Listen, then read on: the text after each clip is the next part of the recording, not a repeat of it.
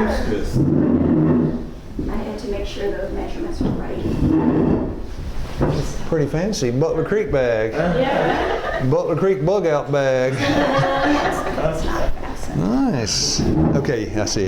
Nice. Like you put a laptop in there or something. Yeah. That's pretty fancy. Okay, bug out bag. Brother Arjen, could I talk to you after class a minute? I'll forget if you don't remind me. Yeah, I'll forget.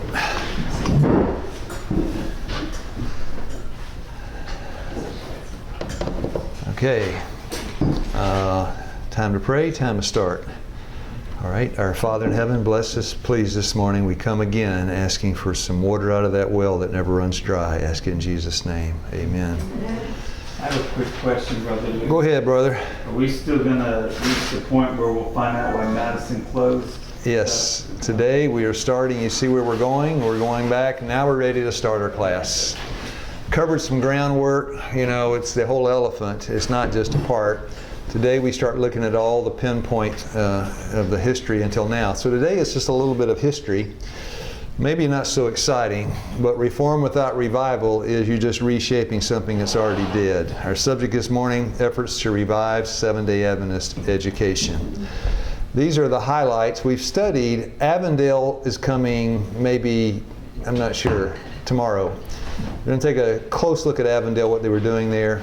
Sutherland, Walla Walla, you know the rest. We're up to 1910 and 1923 as we go through. If you like this, you send me an email. I'll send you the whole paper. Written by Meredith Jones Gray in 1999, University of Andrews, presented for the 24th International Faith and Learning Seminar. I'm taking it from her because this is the only place I've been able to find an exact list of what the curriculum was when they started Battle Creek College. The Battle Creek College curriculum, the third annual catalog of 1876 to 77, offers a representative look at the Battle Creek College curriculum of the 1870s. The school was started in 1874. Okay, our first and only college, 1874. The three departments of instruction in which students could enroll were the collegiate, the normal, and the biblical. The collegiate department consisted of two branches, the classical course and the English course. The classical course, the most prestigious course offered at the college, lasted 6 years altogether and included 14 terms of Latin, 12 of Greek, as well as classes in history, algebra, botany, physiology, English rhetoric, geometry, natural philosophy, chemistry, astronomy, trigonometry, and geology. What's missing? Yeah. Liberal arts education. The English course was designed for those who do not desire to devote so much time to the study of language or who, for other reasons, cannot do so, and was thus clearly considered the lesser of the two programs. In their remarks on the, I know this is lengthy, I'm sorry, remarks on the classical course, the authors of the catalog state, the claims of these studies and a liberal system of education are recognized in all our high schools and colleges. They had no high schools or colleges. When they said all our, it means in the world. It's about to be clarified. To those who design to occupy leading positions as teachers in our schools, a thorough knowledge of these branches of study is indispensable. When the statement says our schools, now this is, I didn't change anything, this is her writing the paper. And it refers to public education.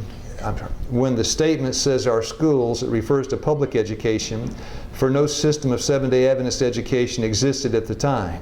In a broad sense, these programs of study might be seen as a preparation for missionaries who wish to further the Adventist cause through work in the established educational system, but by and large, these were not the types of workers the founders envisioned who would go out and actively preach the gospel from community to community.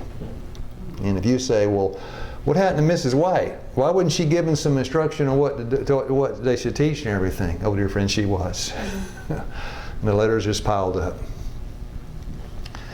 And it was not long before the devil closed the college down.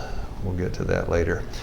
This is the board chairman, also the president of the General Conference, G.I. Butler. This is written in what's the date? 83. The college shut down in 81 and 82. And there were major problems. If you want to read it in detail, the first 125 pages of the book, 5T. 125 pages, 5T, how the rebellion in Butler Creek College and the devil closed the college down. This is the next year when they reopened. General Conference President writing. We can never have true success until the main object for which the Butler Creek College was created is kept constantly in view, and the spirit of true humility and the love of Christ actuates teachers and scholars. The spirit of pride and display and vanity and worldly success has been far too prominent. To make a show in graduating exercises and displaying diplomas and to be called professor has with many been a great object. We firmly believe if this institution had never been called a college, but we had simply been a school of instruction where our young people would come to learn things that would make them useful, and where they could obtain thorough discipline of mind and learn God's truth for this time without any graduating exercises, diplomas, etc., it would have accomplished far more good than it has, and it would have escaped some disasters it has experienced. The schools of our land are mostly conducted in a manner to generate pride and display. So opened up in 1874. The principal was a man named Sidney Brownsberger. The year before it was closed down, he was replaced by a man named Alexander McLaren, who worked in the classical system, the liberal arts college, and he brought it with him, and it lasted a year and the college shut down. That's the you'll see in a minute. This is a book I'm going to be quoting from. This guy, W.E. Straw. And he can't have it because this is the only one that I know of. But he wrote a book, but I have it, I can email it to you. Ask me for Straw's book. And if you say, who is Straw, at the end, I'll tell you who Straw was and give it to you. I've got pictures of it up here, who W.E. Straw was. Remember, he's writing. And this first convention, well, the first General Conference to seriously consider the question of reform in education was where at and when? So, Berrien Springs, 1910. That's the first time. This is 35 years after the Butler Creek College opened. 35 years later, they had a convention. The subject was, what are we doing in our schools? By then, they had more schools. In 1910. Here, careful study was given to what had been written on the subject of education by the Spirit of prophecy. Professor Sutherland read a paper on what had been written. By now, he's down at Madison, right? Had written, and how they were trying to put it into practice in a school at Madison, Tennessee. Others followed in a similar strain, emphasizing the need of reform. One man at this convention had considerable influence because he had recently come from Australia, where he had been head of the school that Sister White helped start, which was called Avondale, and that was Irwin. It was Sister White helped start and reported it was according to the plan that God had indicated. Yeah, Avondale, she was right there. This is the plan it indicated. This man's name was C.W. Irwin. Later would be the General Conference president, years later. M.E. Cady, president at Walla Walla College, was present and led out in discussions on reform. Although now he's writing, okay, look, he's writing. This is not inspired. I put the brackets in, W.E. Straw, was at the meeting. I was a sort of guest. I had just finished college and had been only recently called to head my first academy. At that time, so far as I know, we had only 2 men in our educational work with doctorate degrees. Now, doctorate degrees, where did they get the degrees from? Another college, not ours. Of course, it didn't give them. Yeah, it didn't give them in the Seventh-day Adventist. So you had 2 men with doctorate degrees. I point that out because of the response. They wielded only a small amount of influence at the meeting, because at that time these high-sounding titles and even degrees themselves were not so highly lauded, applauded, exalted as at a later time. In fact, at that time, many were afraid of these men, for fear that the training they had received in those worldly schools had influenced them in the wrong direction. Yeah, that's, you know. And what it is today. So anyway. Now, let me take a minute to say why I think this class is important. It's because I think there is a lot of misinformation and misunderstanding about accreditation. I'd like to study, as we look at this, why accreditation, who, what, when, where, and how. And it all begins back at Loma Linda. And it's not something I think or I say, it comes out of these reports from the conference. In fact, a lot of these, the long, big one we're going to study is the Branson report. It was a general conference meeting. So, Loma Linda. Moves leading up to the Colorado Conference in 1923. So we go from 1910, 13 years later, something happened. Loma Linda is now rolling, right? And they decided to start a medical school. And the head of the educational work is a guy named, you see his name, Howells. At the time, Professor Howells, I think it's W. Howells, I don't remember his initials. At the time, Professor Howell took over the work of the educational department of the General Conference. The Loma Linda College of Medicine was just coming on the stage of action with a C rating. And of course they rated it A, B, C. I don't know if there was a D. And so Loma Linda was in poor rating. What would you want to do if you were the head of Loma Linda? We want to be the head, not the tail. Right. I want an A rating. Now, who rated the colleges? The world. The American Medical Association in the world. So you go to the AMA and you say, look, this C is no good. We want an A. Well, this is what you need to do. And they said, well, this is what you need to do. And that was the beginning. The Loma Linda College of Medicine was just coming on the stage of action with a C rating in medical lines. The responsible men were anxious for the school and for a better, of course, wouldn't you be? Come on, if you were the head of Loma Linda, wouldn't you be? I mean, yes. If I were, I'd say, we got to jack that rating up. C rating, C, Butler Creek C stuff. No, we want to be an A.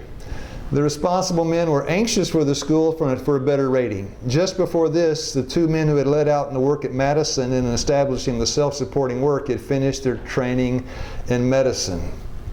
These two men were Sutherland and McGann. Sister White, before she died, was very anxious for the medical school and urged that either Sutherland or McGann needs to take hold of Loma Linda. And they chose McGann. McGann was chosen, and McGann began to work on a plan to raise that C rating. He began to give study to placing the school upon a better scholastic basis and to get a better rating. Finally, the college joined the AMA with the understanding they would not be molested in their program of training doctors for their work. Later, the AMA began to insist their members accept only well-trained pre-medics for their school. Now, to be a well-trained pre-med student, you've got to go to school where? Let me answer. It's schools recognized by who? The AMA. And to be recognized by the AMA, you had to be what? Accredited.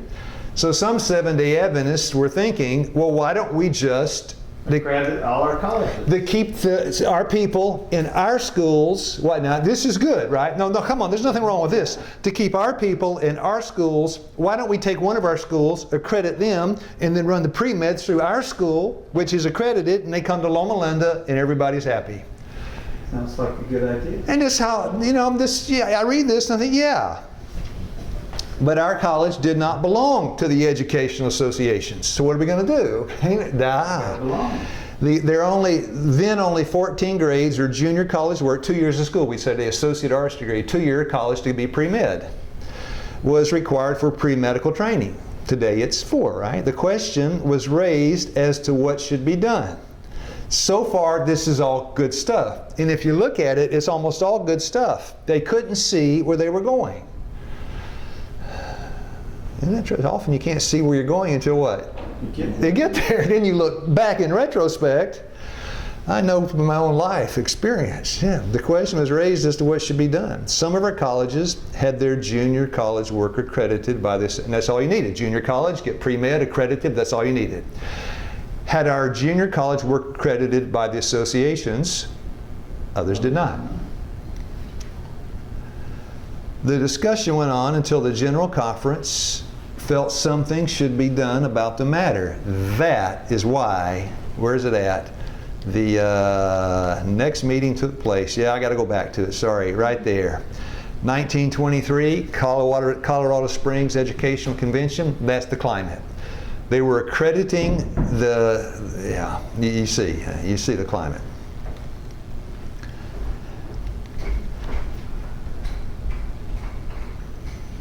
This discussion went on until the General Conference felt something should be done about the matter. In 1921, Irwin from PUC joined the Educational Department with Professor Howell. Finally, in 1923, an educational council was called to meet in Colorado Springs to consider the problem. I, again, Straw's writing, attended but was not aware of the situation. I asked one of the GC secretaries what was accomplished at the convention. He replied, "Brother Straw, I fear you do not understand what was at stake at that time. Why, some of our colleges were sending their teachers to worldly colleges to get higher training, and the spirit of the world," this is important, right? "And the spirit of the world was coming into our schools. We felt something must be done to stop that trend." That's why they had it. Now, if you have your own school, well, let me change that. And I lived in the Philippines. They've got a medical school there. It's not Seventh-day Adventist. They got many Seventh-day Adventist colleges there. The big one is AUP, Adventist University of the Philippines. If you go to a four-year school in the Philippines, you got to go to a secular medical school. It's all right, God calls you to go, and then you take your degree from Adventist University of the Philippines, but they're not accredited. What do they say when they get to the admissions office? You can't come in here. They don't recognize it. You can't come. We don't recognize your degree. In order for us to recognize it, you've got to be accredited. If you want recognition from the world, you got to be accredited by the world. And this is why they had the meeting, to discuss the subject. So the times, this was in 1923. You go back to 21, Irvin from PUC joined the Educational Department. This is the 1920s. So you look at the 1920s. I want to try to make an object lesson out of something. This may appear ridiculous to you, but to me, yeah. My object lesson. This is the 20s, and nobody here saw the 20s, right? Unless you're a whole lot older than you look. The big thing on the 20s was, who read? In compliance with the 18th Amendment, no intoxicating liquor allowed on the premises. Prohibition. 1919, universal prohibition brought about by constitutional amendment in the United States. 1919, no booze legal. So that was the climate. Now, in 1933, it became legal. December 5, 1933, the 21st Amendment was ratified. As announced by S.D.A, the 21st Amendment repealed the 18th Amendment, got rid of the 18th, ending the increasingly unpopular nationwide prohibition of alcohol. Now, you tell me, my object lesson, which is more deadly, Budweiser or the wine of Babylon? Wine of Babylon. Okay, we can agree, right? It became illegal to serve alcohol at colleges in 1919. But was it still legal to serve the wine of Babylon? Yes. And which is more deadly? The wine of Babylon. And if you look back at Jesus, when the ruler of the feast had tasted the water that had been made, and knew not whence it was. Now, go back to yesterday for a moment. When Adam and Eve drank of that wine of Babylon, how did they feel? Great. Yeah. High as a kite. Higher plane of existence, they thought. Now, I told you I was a drunkard. My first drink, I was 15, I think, and I took a sip of beer, and you know how that stuff tasted? Terrible. You had to acquire a taste for it. You had to battle past the nasty taste, and you acquire a taste for that kind of wine. And after a while, it starts to what? Sure. And the ruler of the feast had tasted the water that was made wine, and knew not whence it was. It's talking about just regular grape juice and water, right? But the servants withdrew the water they knew. The governor of the feast called the bridegroom and said unto him, all right, who read? Verse 10, what did he say? And saith unto him, every man at the beginning doth set forth good wine, and when men have well drunk, then that which is worse. But thou hast kept the good wine till now. There's your object lesson. The good wine comes first, and the bad wine comes last. In the world, the good wine comes first. And then in the end, the good wine turns to bad wine. Now, Mrs. White said it, not me. As men set forth the best wine first, then afterward that which is worse. And I dare say you only learn it by experience. You can talk about it all day long in class. You're not going to convince a 19-year-old this is true, or a 21-year-old. You're not going to do it. You're going to do it. I mean, maybe 1 in 10,000. Yeah, because Rick, you're a step ahead of me. We only learned E. That's what I was going to say, the hard way. As men set forth the best wine first, and afterward that which is worse, so does the world with its gifts. That which it offers may please the eye and fascinate the senses. And you can't tell me worldly education does not please the eye and fascinate the senses. Come on, it does. It is, as Darlene said, it is an atmosphere of intellectual elitism at Emory. Sure it does. It just draws you. You go into the Opera House, right? The Met up there in New York City. Oh man, this is a refined atmosphere. It does. It has that something. Doesn't it? Yes. That which it offers now. If you had grown up in the jungle, and this actually happened. There was 2 ladies, they worked as translators for us in the jungles. They'd grown up there, poor folks, and we took them into a mansion. And when they got there, you know, you have to acclimate yourself to a Babylonian palace because it is unnatural. You know, wouldn't you be uncomfortable to walk into the White House? Yeah. But if you live there long enough, all of what? Yeah, I would too. You know, all of a sudden, the formalism and the artificial atmosphere and the protocol and everything seems what? Normal. That's life. And somebody else walking in, you hayseed, you hillbilly, don't you know you're supposed to? Yeah. Anyway, that which it offers may please the. Do men want to hold on to power? Of course. You tell me why. Come on, have men gone crazy? Maybe women do too, I don't know. But a man, once he gets power, almost never wants to let it, as Saul, right? He just does not want to let that thing go. Why is that? Control.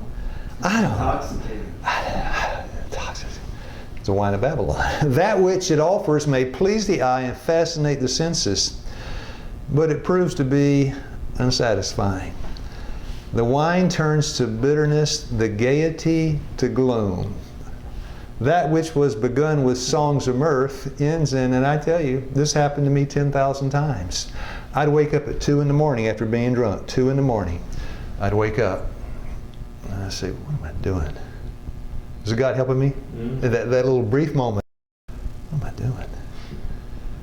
Sick, fighting with Darlene, air verge of divorce, killing myself, saying things I wish I hadn't said, doing things I wish I hadn't done. What am I doing to myself?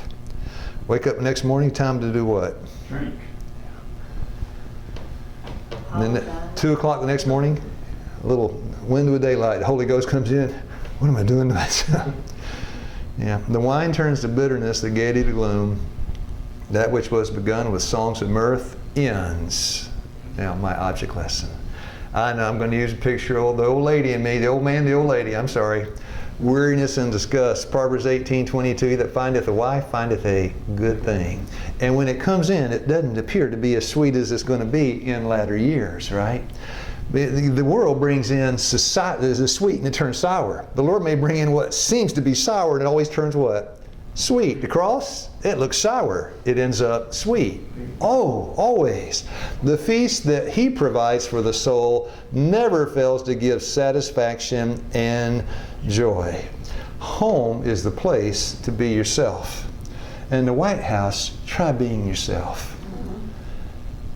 And this is now, I use this. If you're sitting in a secular classroom, would you define that as being yoked? Yeah. I don't know. It's up to you. You know, But don't be unequally yoked. You're sitting in a classroom. Now use marriage. It's like a 4-way object lesson. Now use marriage. In marriage, be ye not unequally yoked. Can two walk together unless they be what? Agreed, right? So if you're unequally yoked with somebody, you can hardly agree. Is that true? You can hardly walk with them. This one likes ham sandwiches. This one likes veggie. This one likes rap and this. This one likes 70s rock. Yeah, well, no, 70s rock, and this one likes what do you call it? Greatest Opera? No. Blues? No, the Vigi, the Amazing Grace. That's it. And this one, it's just like night and day. No, it's like night and day difference. Now you're not unequally yoked, but you're fully yoked together and fully agreed. But if you're agreed on the wrong thing, you're still one miserable human being, aren't you? Yeah. That's the problem. Not just agreement, but agreement on the right thing. Be unequally yoked. To think now, this is me. You're unequally yoked in a secular classroom. At the end of it, now you're equally yoked. Let's say that you've been won over. You're still one miserable human being. We agree. You agree about what? That there is no God. Miserable human. And then what do? Galatians 6:7. That's what Hosea is writing about, being unequally yoked, reaping the whirlwind. Galatians 6:7. Therefore, so a man soweth, therefore shall he also reap. Now, what's the answer? There it is.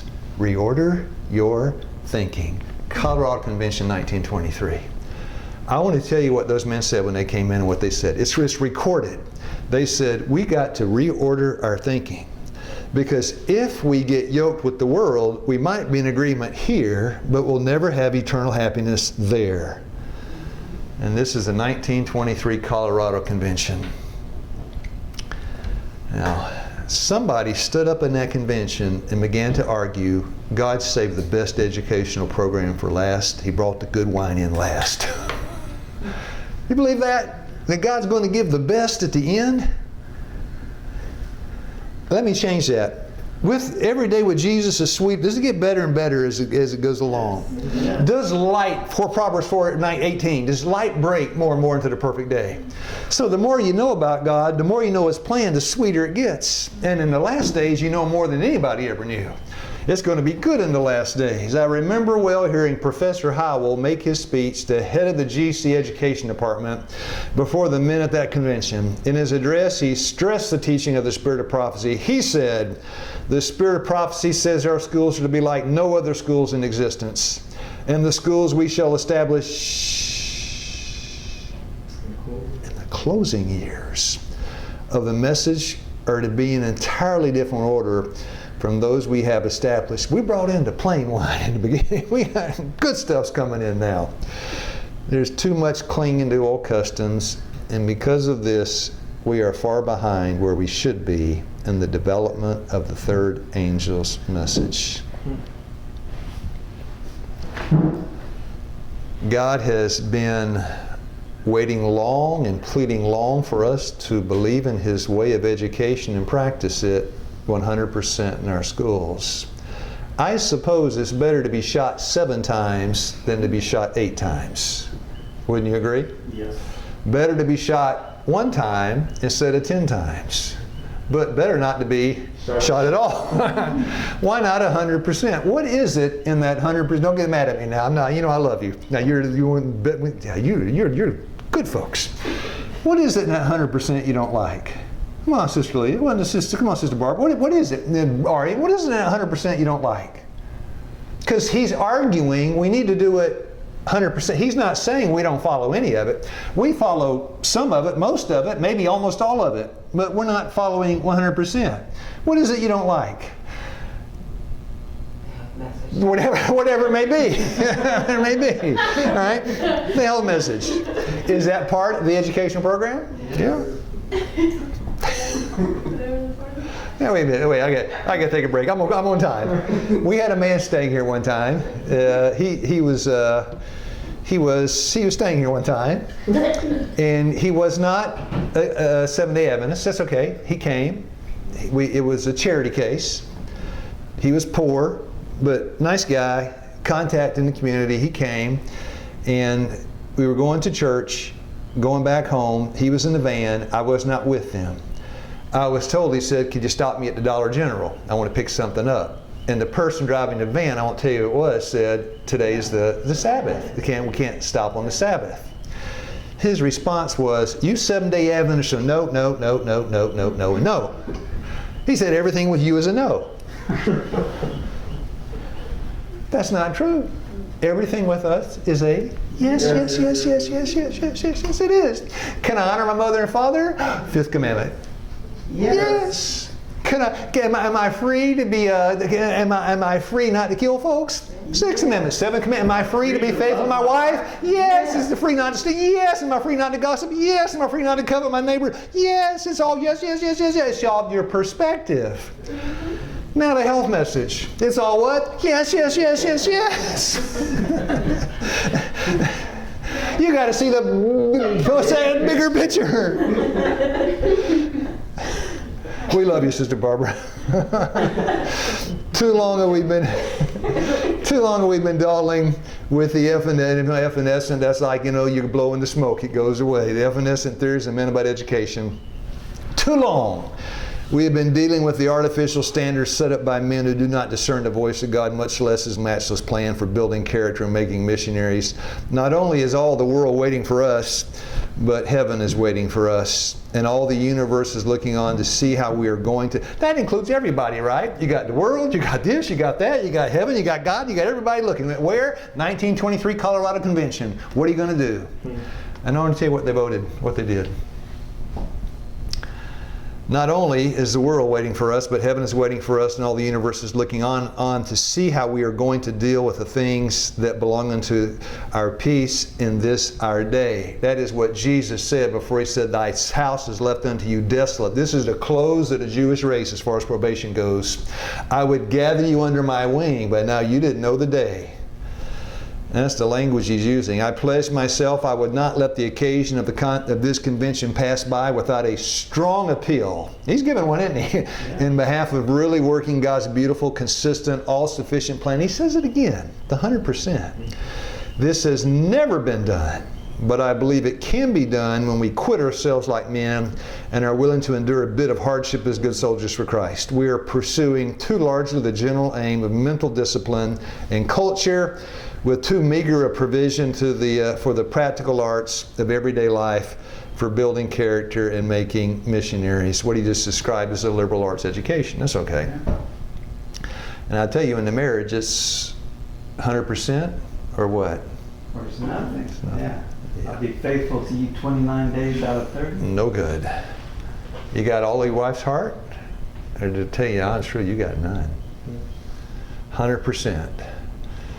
This is what he said. This is what he rolled out.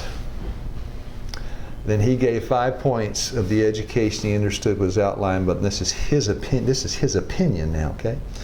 He rolled it out. Who's the he? The head of the education department, the General Conference. This is a meeting of the leading men. He said, number one, I didn't change a word. This was his plan that he listed. Number one. Now put the pictures in. He didn't have that picture of the tiny house. Who read number one? Limit the study of books to the strictly spiritual and useful. You read that today, and that sounds radical. Mm-hmm. You read it back then, it sounded radical back then too. What did he say?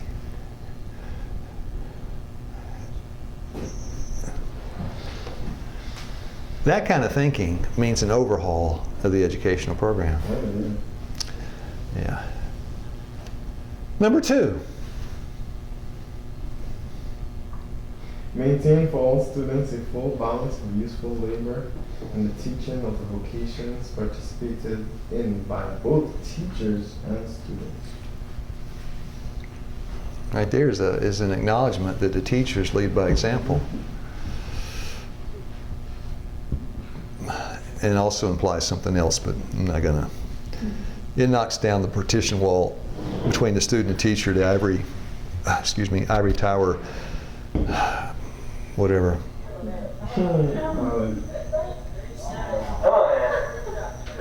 3 shots, brother. 3 shots. Go. Last one, Johnny. Last shot. No good, man. You got 2 more. You get 2 more. We'll give you 2 more. Probation. Oh, hit it again. Here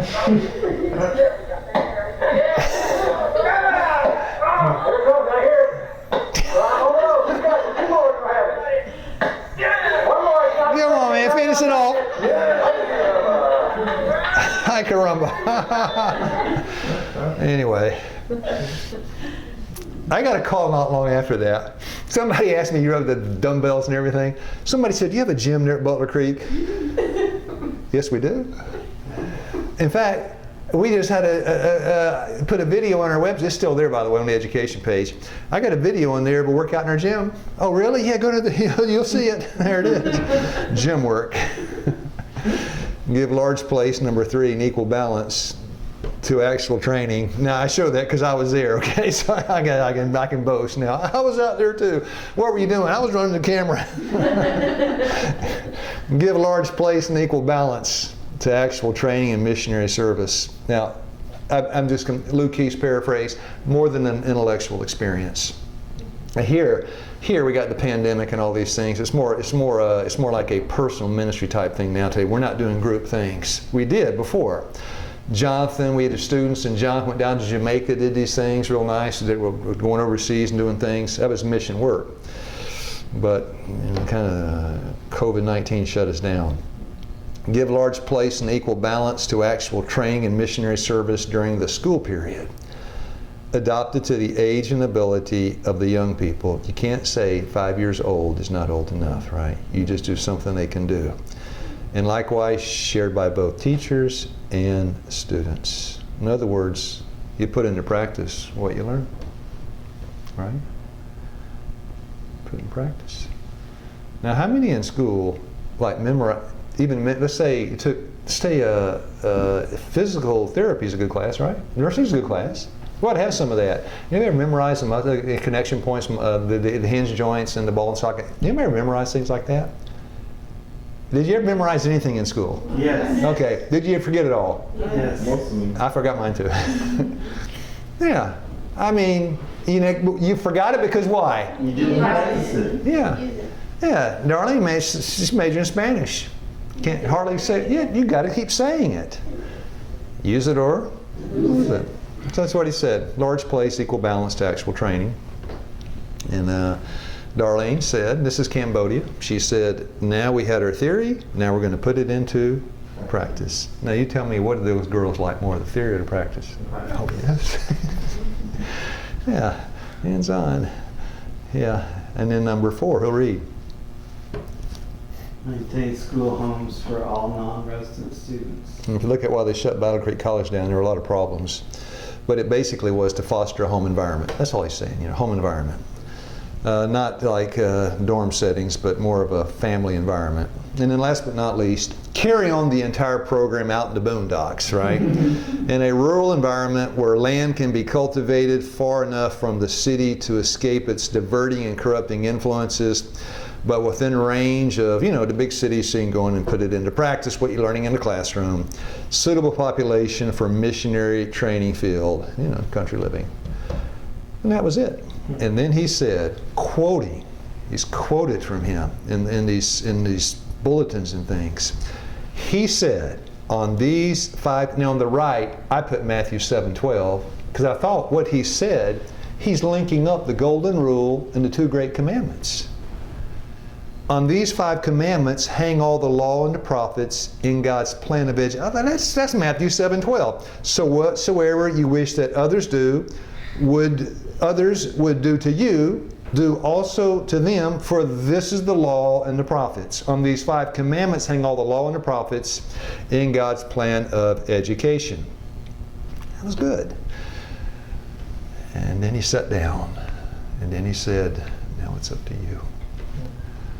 And this was the decision made at the, and this is the church meeting. This is not like Butler Creek meeting. This is the Seventh-day Adventist, conference meeting. Professor Howell made a strong appeal for return to the blueprint in her educational work. 3 men bitterly opposed what was presented. Now, Straw, little wet behind the ears guy, I listened and wondered what it was all about. I was then in the midst of my university training in connection with my teaching work. Where was he going to the university at? Take a guess. Over at college. Yeah, the world. You're quoting from a man who had a secular education? Well, let me read you something first. Hence, I could not see what the trouble was all about. What's all this the ruckus about here? What's wrong with going to worldly schools? That's where I go. The 3 men who opposed the presentations not only quit teaching in our schools, but left the message and died out of the truth. Now, what I did, I scanned it so you can see what I'm reading. And I think it's big enough. Well, I was just going to read this out of here, but I scanned it. Personal observation and experience in her educational work by W.E. Straw. First of all, who was the guy? Straw Walter E., missionary educator. He was a graduate of Emmanuel Missionary College and held a master's degree from the University. Come on, Rick, is that public college? Yeah, University of Colorado. He began his denominational service as educational secretary of the Lake Union, later principal of Fox River and Bethel Academies. In 1915, appointed principal of Claremont Union College, South Africa, and an educational secretary of the Southern African Division. Later, he served also as a superintendent of the Rhodesian Naziland Solid Mission, now the Zambezi Union. Okay, and we're going. Returned to the United States, he taught for 3 years at Southwestern Keene, junior college, and was dean of Madison College, head of the Department of Religion at Emmanuel Missionary College. Now, involved in the conference work or the Madison self-supporting work? Both. And that's why I use them both. And president of Madison College. Later, he was the head of the layman's training school at Madison, and shortly before his death, taught rural sociology and history at Madison, then at Little Creek in Tennessee. He had spent 52 years in S.D.A. educational work. He recorded in his booklet that his first 4 years at Little Creek were more enlightening than at the previous years at the liberal arts school system. And he says he's in the liberal arts school system. So this is what he said about his experience at Colorado. Got to read it carefully. I wonder if the education our young people now get in the universities is not a good deal like that which Moses received in Egypt. God could not use it then in his work of delivering Israel, nor in preparing John the Baptist for his work. Can he use it now in finishing his work in the earth where the greatest trials are to come when the devil makes his last stand? From my own experience in these godless and skeptical schools, I feel sure he cannot. There, everything but trusting God is taught. There, the whole idea of self-sufficiency for our problems is stressed. The capacity of the human mind to solve its problems is considered sufficient. That is a definition of humanism. You look to self to find the answer. That's a dictionary definition of humanism. I do not see how anyone can sit under that instruction for 3 or 4 years and not be influenced by it. But you did, Straw. You did. And this is this is beautiful. The facts are that many are seriously influenced by it and do not know it. He says, I was. I know whereof I speak, for I have been there. I give you an example of the effect of university training upon myself. When I was head of the Bible department at Emmanuel Missionary College, I was appointed chairman of the Bible section of the Educational Convention by the men of the General Conference.